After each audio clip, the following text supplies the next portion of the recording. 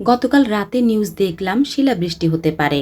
রাত তখন প্রায় 12টা। ছাদে গিয়ে কিছু ছোট চারা আর কিছু নতুন ডালপালাওয়ালা গাছ সরিয়ে রেখেছিলাম এই সিঁড়ি ঘরে। সকালে এসে দেখি বৃষ্টি হয়নি, তবে আমার এই সিলভার কুইন গাছে প্রচুর ফুল ফুটেছে মাশাআল্লাহ। গতকাল প্রচুর কলি ছিল এই গাছটায়, এজন্যই মূলত 12টার সময় এসে গাছগুলো সরিয়েছি।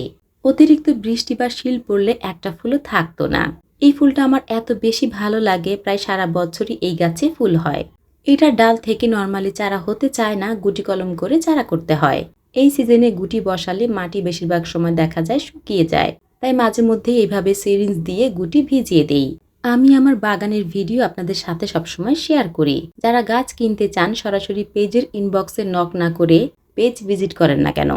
আমরা ক্যাশ অনে গাছ সেল করি না, সুন্দরবন কুরিয়ারের মাধ্যমে সারা বাংলাদেশে পাঠাই। আমাদের পক্ষে গাছ ক্যাশ অনে দেওয়া সম্ভব না। অনেকেই বলেন আপু অনেক পেজে অগ্রিম টাকা দিয়ে গাছ পায়নি, হ্যান ত্যান। আপনারা যদি ফ্রড পেজ না চিনেন সে দায় কি আমাদের? এখন ফুল গাছের সেল পেজের অভাব নেই। এইভাবে আমাদের মতো নিয়মিত ভিডিও দিতে দেখেছেন কয়জনকে? সবচেয়ে হাস্যকর ব্যাপার হলো কিছু মানুষ নক করে বলেন আপু আপনার ভিডিও অনেক বছর ধরে দেখি, কিছু গাছ নিব।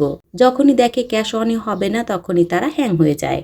আপনি আমাকে কয়েক বছর ধরে চিনেন, বিশ্বাস করতে পারেন না। আমি তো আপনাকে চিনি না, আমি আপনাকে কেন বিশ্বাস করব?